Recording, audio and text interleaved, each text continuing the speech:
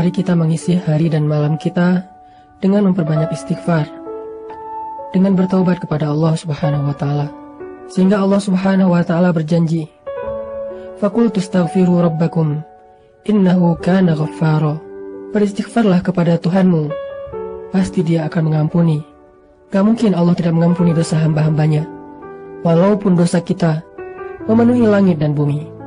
Gak mungkin orang yang datang kepada Allah pulang dalam keadaan kecewa. Maka wasari'u ila maghfiratin min rabbikum. Bersegeralah saudara-saudaraku, teman-temanku. Ayo kita segera datang kepada Allah. Segera bersimpuh di hadapan Allah. Segera meminta ampun kepada Allah. Dan hanya itu kunci kebahagiaan kita. Itu kunci datangnya rahmat Allah dalam kehidupan kita. Dan itu juga rahasia keajaiban dalam setiap kesulitan kita. Allah berfirman kepada orang-orang yang banyak dosa seperti kita, yang pernah berzina, yang pernah minum khamar, yang mungkin pernah membunuh, yang pernah makan riba, yang pernah melakukan dosa diam-diam, yang banyak dosa, yang kotor, hina, dina. Allah bilang, ya ibadi, hambaku, gitu. Lembutnya panggilan Allah kepada kita. Allah gak mengenal, wahai manusia, wahai pendosa, wahai orang yang hina. Enggak, Allah bilang, qul ya ibadiyalladzina asrafu ala anfusihim. Bilang kepada hamba-hambaku yang banyak dosa. Tapi Allah gak bilang yang banyak dosa, yang melampaui batas terhadap dirinya. Lembut sekali bahasa Allah. Udah banyak dosa, Allah masih memanggil kita hamba. Bahkan ketika kita melakukan dosa, diam-diam di malam hari, tidak ada yang melihat kecuali Allah, kemudian cuma satu malaikat yang mencatat. Jangan catat dulu, mungkin besok dia akan bertobat. Allah kalau kita buat dosa diam-diam, Allah tutupi aib kita, gak mau ngasih tahu. Allah itu suka banget sama orang yang bertaubat lalu belajar, memperbaiki diri. Taubat dan taklim Allah nge-like banget tuh. Siapapun yang bertaubat, siapapun yang kemudian pengen belajar memperbaiki dirinya, semasa proses itu Allah suka banget sama dia. Setiap hari Allah nge-like dia dan ngasih tahu ke malaikat, ini hambaku nih, ini hambaku nih, hambaku nih. Terus Allah ngebanggain dia.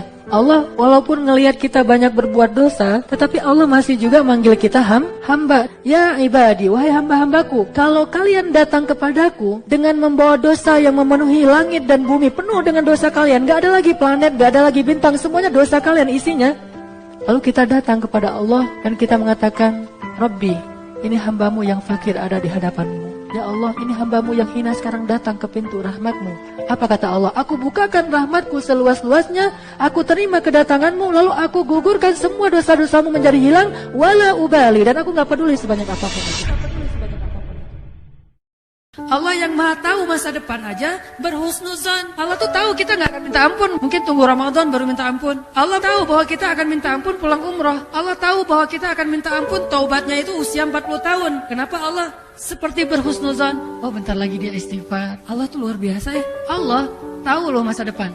Allah tahu ada hambanya yang lagi berbuat dosa, taubatnya mungkin 10 tahun lagi, taubatnya mungkin 20 tahun lagi, taubatnya mungkin akhir hayatnya, detik-detik mau sakaratul maut baru taubat.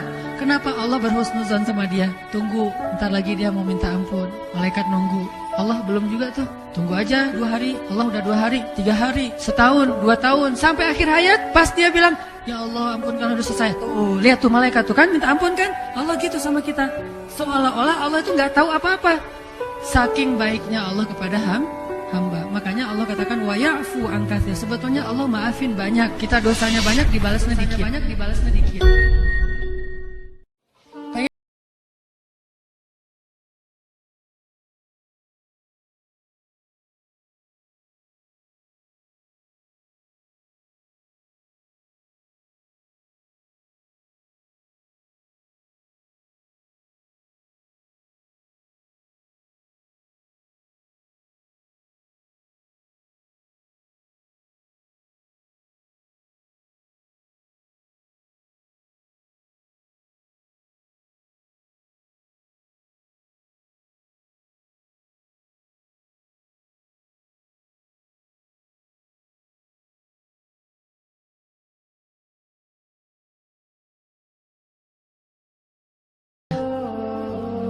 Gimana caranya?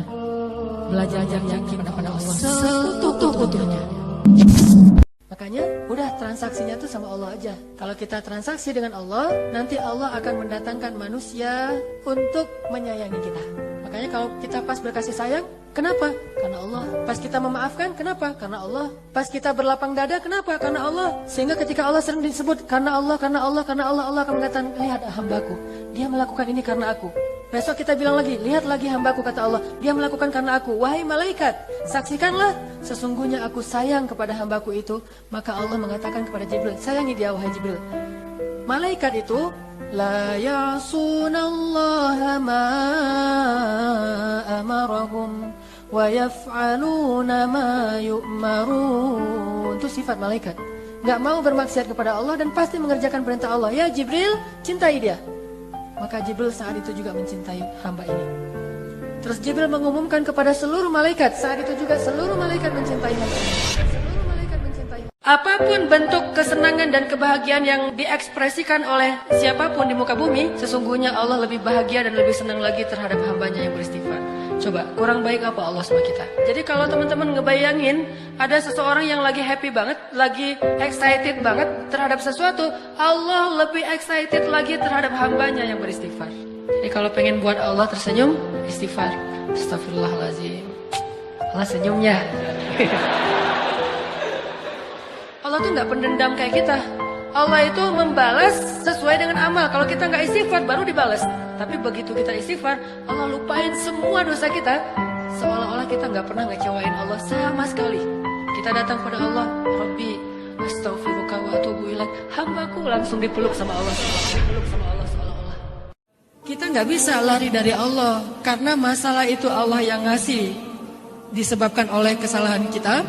Dan solusinya juga hanya ada di sisi Allah. Jadi mau lari kemana itu nggak akan nyelesain masalah. Satu-satunya tempat kita berlari dan bisa nyelesain masalah cuma lari ke Allah. Fafirru ilallah. Larilah kalian kepada Allah. Kalau kalian mau minta tolong, larinya ke siapa? Ke Allah. Mintalah tolong kepada Allah dengan sabar dan sholat. Cuma itu tempat kita lari. Kalau kita pengen lari dari kenyataan, larilah kepada pemilik solusi yaitu Allah. Salah satu caranya selain sholat, hasbiyallah wa ni'mal wakil. Katakan itu dulu, kemudian berwudu, sholat. Nah itu benar-benar ngefek tuh, ngefek banget. Matematika untuk mengukur siapa lebih beruntung. Sehingga kita tidak perlu bertanya, kenapa? Why? Saya udah hijrah kok makin susah hidup saya? Dunia itu, akhirat enggak. Kalau kita mengukur amal kita hanya dengan dunia, kita bakal sering kecewa karena Allah tidak menilai dunia ini bahkan lebih ringan daripada 11 sayap nyamuk. Seandainya kata Nabi dunia ini di mata Allah ada harganya, pasti Allah gak mau ngasih dunia kepada orang yang tidak beriman. Gak mau. Berhubung dunia ini tidak ada nilainya, Allah kasihlah kepada orang yang tidak beriman. Sedangkan yang bernilai, Allah simpan untuk orang yang beriman dan sabar. Sehingga ketika kita hijrah, kita minta tolong kepada Allah urusan dunia, tetapi kita yakin kalau kita istiqomah, ikhlas, maka di akhirat wa ma indallahi khair. Kalau teman-teman lagi cemburu dengan dunia seseorang, ada rasa kayak kepengen apa yang orang punya, ada rasa iri, ada rasa cemburu, merasa orang lain lebih beruntung dari kita, bilang wa ma indallahi khair. Apa yang ada di sisi Allah lebih baik. Udah enggak jadi cemburu. Kalau mau ngelamar seorang cewek, sebelum kita datang ke calon mertua, lobi dulu ke langit pemilik hati mertua. Minta kepada Allah yang menggenggam.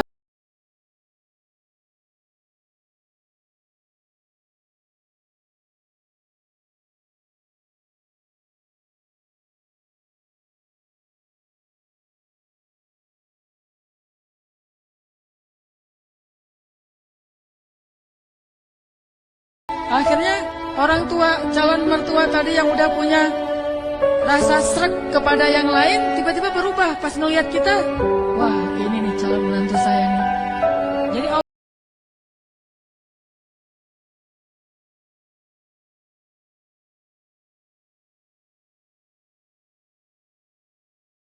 mungkin ngecewain kita.